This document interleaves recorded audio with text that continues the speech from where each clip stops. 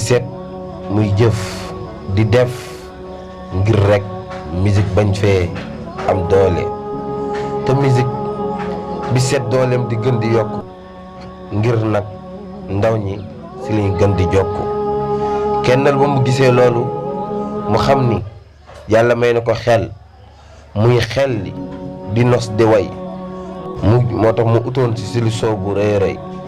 ngir réewam mën a xam dëgg-dëgg seen làkk mën na see def lu ne te mën na see wax lu ne te mën na see def bayit bu ne moo tax mu jël boppam am melokaan gu mu mel tuddee boppam kennal mu taxawaayu rijaal taxawaayu Baay Faal taxawaayu góor yàlla ba réew mi dara bu xewee ñëpp di séntu aw waxam kennal noonu la ko dëgmaloon ba yàlla tey def mu am si at muy sant ba ñëpp mën a xam muy sant yàlla dooleel gum ko dooleel ba muy innee xalaatam bi ñu bëri nangul ko te Sénégal ñëpp dëgg-dëgg kennal tey di am si at te rëccuwul dara ba mu si nekkee ba léegi muy sant ñëpp di sant ñëpp